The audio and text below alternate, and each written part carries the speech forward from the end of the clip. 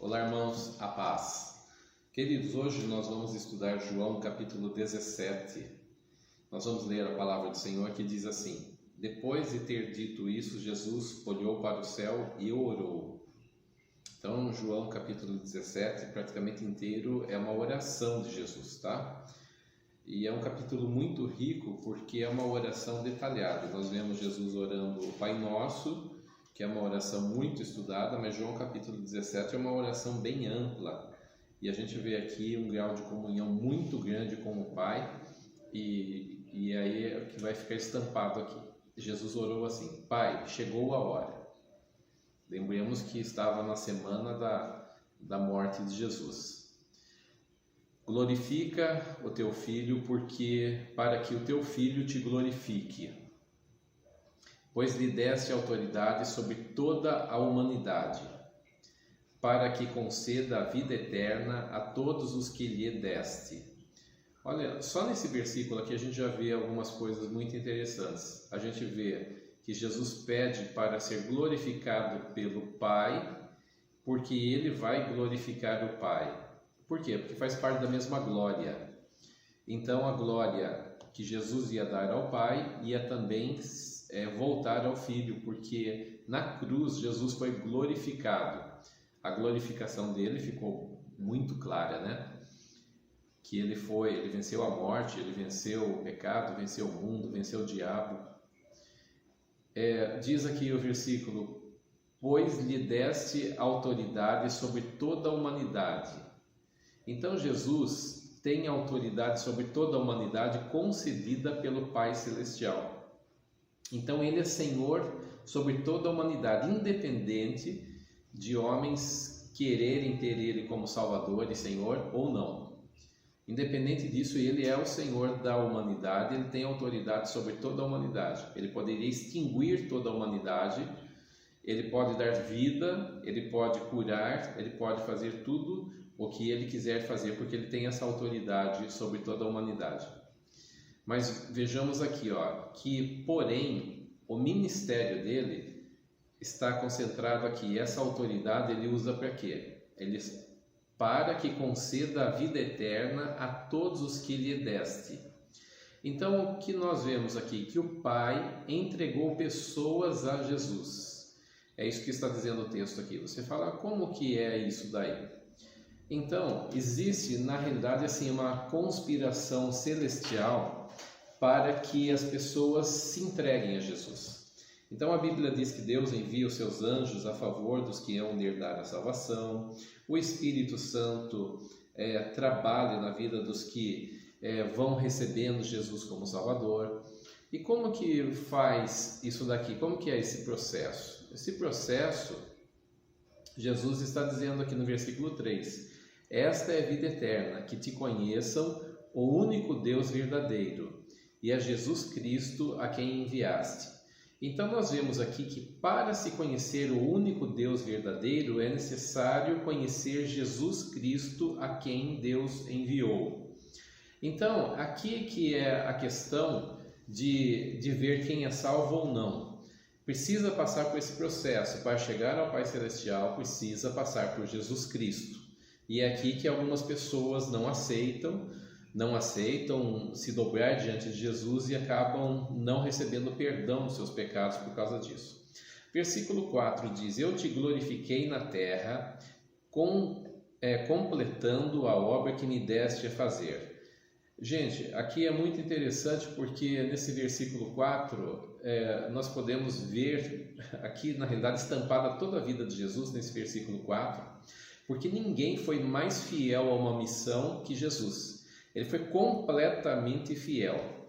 E essa fidelidade dele ao Pai Celestial e obediência é o que ele chama aqui de glorificação. Ele glorificou honrando o Pai ao obedecer o Pai. Então, quando você quiser honrar uma pessoa, você honra obedecendo. Se ela está sobre a sua vida como autoridade, você honra obedecendo. Porque a obediência é uma honra. Não adianta você dar presente, falar que gosta tal, e desobedecer. porque a desobediência é uma desonra. Aqui nós vemos que Jesus honrou o Pai Celestial, glorificou o Pai Celestial, sendo completamente fiel. E aí ele diz assim, que ele tinha uma obra para fazer e ele realizou essa obra para fazer. Ainda faltava o último pedacinho, que era ir para a cruz, mas todo o restante da vida de Jesus, dos cerca de 33 anos de vida, Jesus foi completamente fiel ao Pai Celestial, e agora ele ora na véspera de ir para a cruz. Então, ele tinha sido completamente fiel até então, né? Como foi também depois na cruz. Versículo 5: E agora, Pai, glorifica-me junto a Ti com a glória que eu tinha contigo antes que o mundo existisse. Então, há pessoas que dizem que Jesus nunca disse que Ele é Deus. Ele não precisa dizer que Ele é Deus, porque o que Ele fala aqui é algo que nenhum anjo pode pedir um negócio desse para Deus. Ninguém pode pedir. Ora, Pai, glorifica-me junto a Ti, ou seja, me glorifique junto com a mesma glória que o Senhor tem, que é a glória que eu tinha contigo antes que o mundo existisse. Então, Jesus é o Verbo. Está escrito lá aqui no mesmo Evangelho de João, no princípio era o Verbo, e o Verbo estava com Deus, e o Verbo era Deus. E lá diz que todas as coisas foram feitas por Ele, e nada do que foi feito sem Ele se fez. Ele estava antes da criação, e quando está dizendo aqui mundo, não está se referindo ao planeta Terra, mas está se referindo ao universo, o cosmos. Antes que o cosmos existisse, ou o universo existisse, ele estava junto ao Pai, vivendo na mesma glória que o Pai. No versículo 6, Jesus diz assim: Eu revelei teu nome àqueles que do mundo me deste. Então essas pessoas foram trazidas de uma vida mundana, agora para conhecer Jesus, ser transformado por Ele. Eles eram teus. Tu os deste a mim, e eles têm obedecido a tua palavra. Agora eles sabem que tudo o que me deste vem de ti. Então nós vemos aqui que Jesus ora por seus discípulos particularmente. Algumas pessoas dizem isso daqui não é uma predestinação? Sim, é uma predestinação. Essas 12 pessoas, esses 12 discípulos, o Pai havia escolhido para entregar ao Filho. Os 12 discípulos foi o Pai quem escolheu, na realidade. Nós vemos que Jesus passou a noite em oração, e aí sob a revelação do Pai, é que então quando o Pai revela, é que daí ele vai fazer a chamada desses discípulos. Foi o Pai que deu esses 12 discípulos para ele. E é o que ele está falando aqui, que na realidade era um plano do Pai, essa escolha aqui, tá? Aqui não está falando sobre predestinação em relação à salvação, mas em relação ao ministério que esses 12 teriam na obra do Senhor. Deus pode escolher líderes para o ministério? Sim, ele pode levantar líderes para o seu ministério. Então, há pessoas que são predestinadas. Predestinadas por quê? Porque Deus prepara o caminho de líderes para que eles efetuem um grande trabalho na obra do Senhor. E Ele escolhe essas pessoas a dedo realmente para fazer um grande trabalho. Agora, nada desse assunto está se referindo à salvação, tá? Eles reconheceram de fato que vim de ti e creram que me enviaste. Que legal, né? Porque aqui agora está sendo um processo que Jesus estava fazendo na vida deles. Percebam, queridos, que há 3 anos aproximadamente Jesus está trabalhando na vida desses homens aqui, e agora, perto do final, que eles começaram a crer que realmente Jesus era o Messias. Eu rogo por eles. Não estou rogando pelo mundo, mas por aqueles que me deste, pois são teus. Então Jesus aqui, ele começa a diferenciar agora, porque embora Deus tenha amado o mundo de tal maneira, agora aqui Jesus fala que a oração dele está sendo mais particular em relação aos que estão dentro do convívio, dentro da comunhão com ele. É por esses que está orando agora. Tudo que eu tenho é teu, e tudo o que tens é meu. Olha que coisa linda. Jesus fala que ele é participante de toda a herança do Pai Celestial. Tudo que Jesus tinha era do Pai, e tudo que o Pai tinha era de Jesus. E ele diz assim: e eu tenho sido glorificado por meio deles. Jesus estava sendo glorificado por meio dos discípulos. Por quê? Porque eles estavam reconhecendo que Jesus era o Senhor. Então, cada pessoa que vai se convertendo, reconhecendo Jesus como Senhor e rendendo a sua vida a Jesus, isso serve como glória para Deus, tá? Glória para Jesus, inclusive. Não ficarei mais no mundo, mas eles ainda estão no mundo, e eu vou para ti. Então Jesus, falando que eles iam ficar sozinhos aqui no mundo e que Jesus ia voltar ao Pai, ele diz: Pai Santo, protege-os em teu nome, o nome que me deste, para que sejam um, assim como somos um. Isso aqui é maravilhoso. Isso aqui é o versículo 11. O que ele está dizendo aqui é muito profundo mesmo. Ele diz: Pai Santo. Olha a intimidade que ele fala com o Pai. Ele reconhece a santidade. Ele diz: protege-os em teu nome. Ou seja, no nome, na autoridade do Pai Santo, esses discípulos seriam protegidos. O nome que me deste. Então Jesus andava embaixo da sombra desse nome, da proteção desse nome, que era o nome do Pai Santo, do Pai Celestial. O nome que me desse, para que sejam um, assim como somos um. Ele fala aqui da unidade que ele tinha com o Pai Celestial, que ele e o Pai eram um, e assim ele queria que os discípulos fossem um. Então, olha só, para que sejam um. Aqui Jesus está falando sobre comunhão e unidade. No meio dos discípulos deveria ter aqui, e nessa unidade é que depois formaria a sua igreja em volta.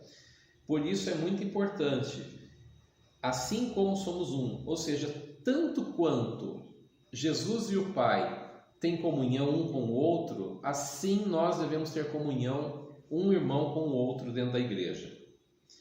Versículo 12: Enquanto estava com eles, eu os protegi e os guardei no nome que me deste.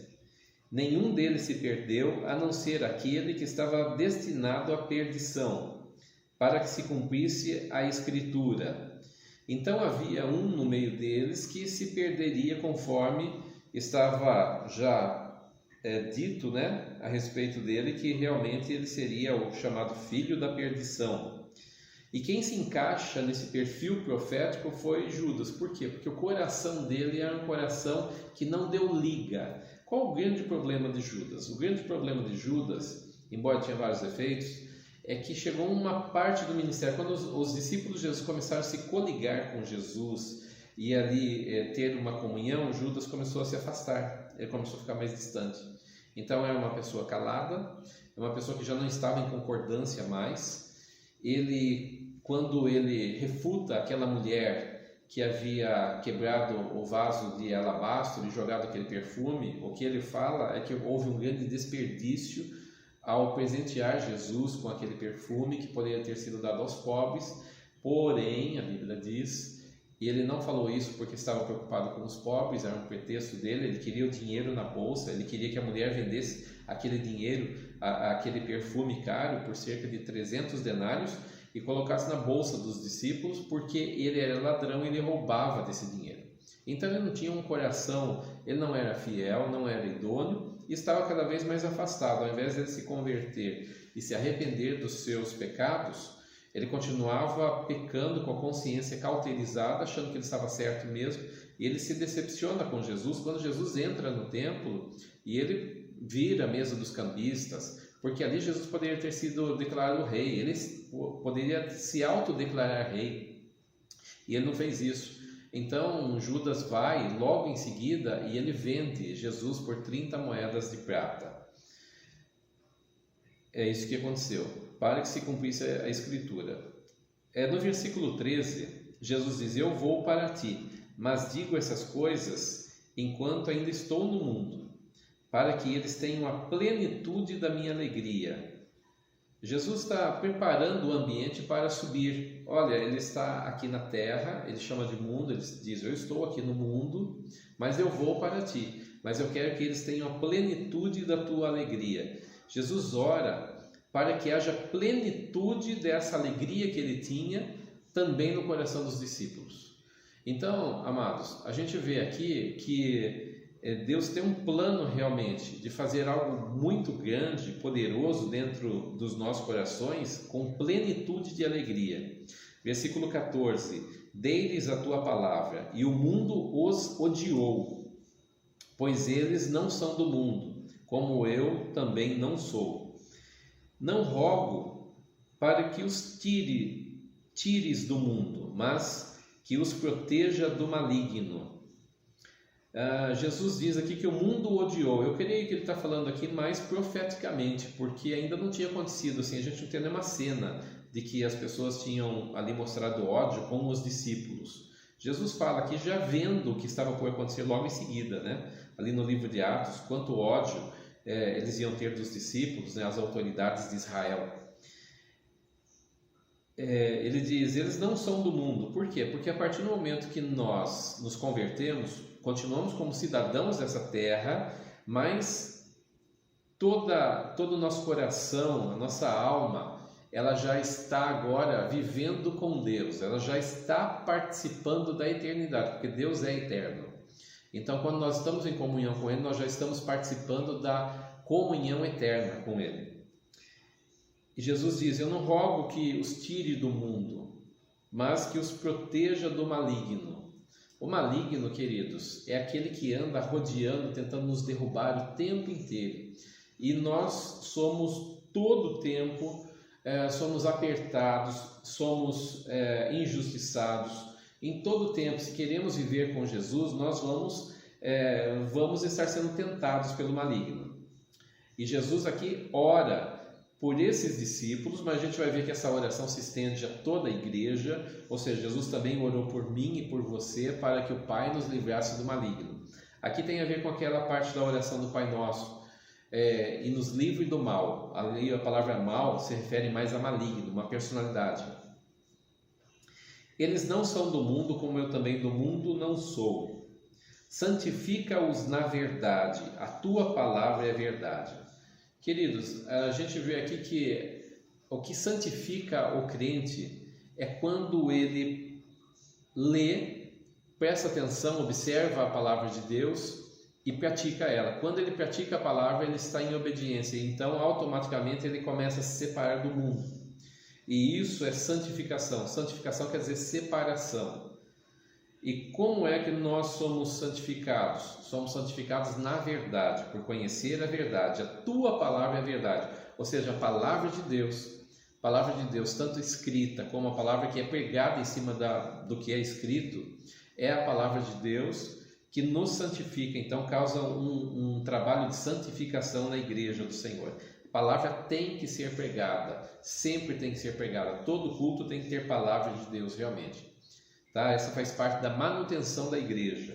Versículo 18: assim como me enviaste ao mundo, eu os enviei ao mundo. Agora Jesus diz, eles não são mais o mundo, mas eu estou enviando eles ao mundo. Então percebam o seguinte, olha, o coração deles já não pertence mais ao mundo, mas agora Jesus os envia em direção ao mundo. E vamos ver, em favor deles eu me santifico, para que também eles sejam santificados pela verdade. Versículo 19 diz uma coisa interessante. Jesus já era santo, mas ele se separa mais ainda por causa dos discípulos. Ele se santificava mais ainda, porque diz, em favor deles eu me santifico. Embora ele já era santo, queridos. Então o que quer dizer isso? Isso quer dizer que Jesus, ele deixava de fazer algumas coisas que talvez ele até pudesse fazer, que não seria pecado, mas ele deixava de fazer por causa dos seus discípulos. Ele de certa forma, ele via o que ele ia fazer para que causasse mais edificação aos seus discípulos. E outras coisas que talvez fosse causar um escândalo, um espanto, ele então deixava de fazer algumas coisas que não ia acrescentar nada na vida dos discípulos, pelo contrário, poderia trazer um transtorno, ele deixava de fazer, embora fosse direito dele. É nesse sentido que ele diz: e em favor deles eu me santifico, para que também eles sejam santificados pela verdade. Por quê? Qual é o objetivo de Jesus? Que eles fossem santificados pela verdade. Irmãos, aqui nesse versículo 19, nós vemos que aqui está um dos segredos do fruto lá de João capítulo 15, quando fala sobre a videira verdadeira. Nós imaginamos que dar fruto é ganhar almas para Jesus. Veja que o resultado de uma vida com Deus, que é o fruto, aqui Jesus fala aqui, é a santificação. A santificação é o fruto primordial, porque de que vale ao homem ganhar o mundo inteiro se perder a sua alma? Então isso é fundamental. Irmãos, aqui em João capítulo 17, versículo 20 em diante, Jesus fala assim: minha oração não é apenas por eles, ou seja, por aquele grupo de discípulos que o Pai havia preparado para Jesus. Rogo também por aqueles que crerão em mim, por meio da mensagem deles, para que todos sejam um, Pai, como tu estás em mim e eu em ti. Então percebam que Jesus não está orando apenas pelos discípulos dele, ele está orando pela igreja que se formaria na época dos discípulos e também futuramente. Porque olha o que ele fala aqui, ele ora para que todos sejam um. Então a oração básica de Jesus em João 17 é sobre a unidade, sobre sermos um, termos um só pensamento, um só coração, e nós estarmos ligados no Senhor Jesus e ao mesmo tempo estarmos ligados em amor e em comunhão uns com os outros. Irmãos, isso é a oração de Jesus, é o desejo de Jesus que aconteça na igreja. E pode acontecer? Sim, acontece. Normalmente nós nos ligamos. É por isso que qualquer contenda e briga e confusão na igreja é uma oposição ao ministério de Jesus. É uma obra satânica dentro da igreja. Então, guardar mágoa, rivalidades entre pessoas, brigas, confusões, ofensas, tudo isso faz parte de um espírito mundano que quer destruir a igreja, porque o fundamento da igreja é a unidade. Ela precisa estar unida em Cristo. Aqui fica bem claro isso. Depois ele diz assim, versículo 22, deixe-lhes a glória que me deste, para que eles sejam um, assim como nós somos um. Então essa glória de Deus, esse agir de Deus, a maravilha de Deus é que faz com que haja unidade no meio da igreja, que nos ajuda na unidade. Eu neles e tu em mim. Então, através do Senhor Jesus Cristo, nós estamos ligados ao Pai. Eu neles, é o que Jesus está dizendo. Jesus está em nós e tu em mim, ou seja, o Pai em Jesus. Aqui tem um alinhamento entre o Pai, o Filho e o Espírito Santo juntamente com a igreja. Tá bom? Nós, quando quebramos esse alinhamento da unidade, queridos, nós estamos indo contra a obra de Jesus. Que eles sejam levados à plena unidade, para que o mundo saiba que tu me enviaste e os amaste como igualmente me amaste. Ele está dizendo aqui que essa unidade vai ser tão linda, maravilhosa, que ela vai ser como parâmetro de evangelismo para que o mundo seja atraído para a igreja. Pessoas do mundo sejam atraídos através da unidade, do amor de Cristo, que vai ser estampado, vai ser visível na vida dos irmãos. Os irmãos se amam, se tratam bem, se honram. Então, a gente tem que tomar cuidado da forma como a gente se expressa um em relação ao outro, cuidado com as brincadeiras vexatórias, né, que são brincadeiras que jogam as pessoas para baixo, né? Então, essa unidade tem que ser plena, para que o mundo saiba que tu me enviaste. Quando nós vivemos o amor de Cristo, isso revela Jesus ao mundo. Uma das maiores revelações evangelísticas para o mundo não é que Jesus morreu na cruz, é o amor de Jesus estampado na vida da igreja. Isso vai atrair as pessoas. E então elas podem ouvir o resto do evangelho, as demais coisas do evangelho, para que se convertam. Amém?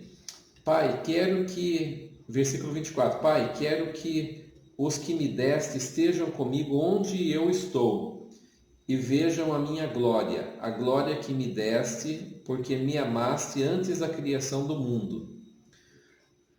Jesus está falando de um tempo presente, mas ele está falando de um passado, e ele está falando sobre um futuro também no versículo 24. Ele diz que, assim como o Pai está em Jesus, ele deseja também que a igreja participe dessa glória no futuro, participe, viva essa glória, a fim de que ela cresça nessa glória. Vejam a minha glória. A glória, daí ele se refere, agora ele volta ao passado, a glória que eu tinha contigo, a glória com que me amaste antes da criação do mundo. A glória que me deste porque me amaste antes da criação do mundo. Então essa glória de Deus vem através do amor de Deus. A glória com que me amaste, tá? Então a revelação da grandiosidade do amor de Deus, tudo isso é chamado de glória. O grande amor de Deus, como ele é tremendo, lindo, maravilhoso, né? Todos os atributos de Deus, tudo isso se vê, isso faz parte da glória. Versículo 25. Pai justo, embora o mundo não te conheça, eu te conheço, e eles sabem que me enviaste.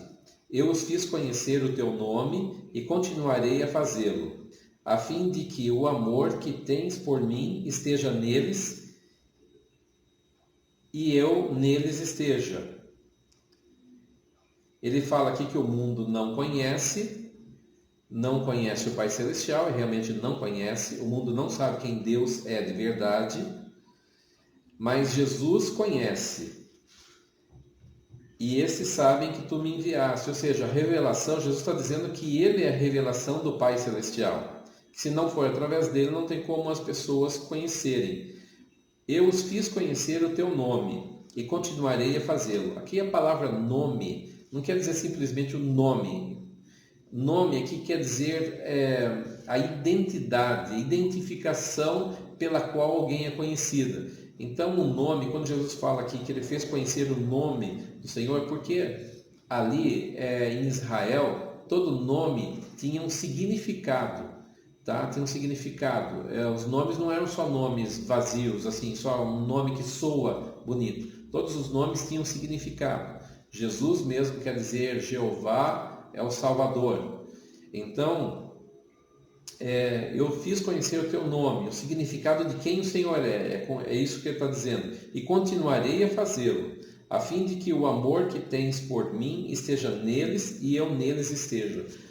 Isso aqui é fundamental. Nós vemos que Jesus trabalha a questão da unidade e unidade, do começo ao final desse capítulo. Que eles estejam em mim, eles estejam unidos como eu estou contigo, o Senhor está em mim, eu estou em ti, eu estou neles, eles estão em mim, e o capítulo 17 todo está falando sobre isso. Então, irmãos, não cabe birra dentro da igreja.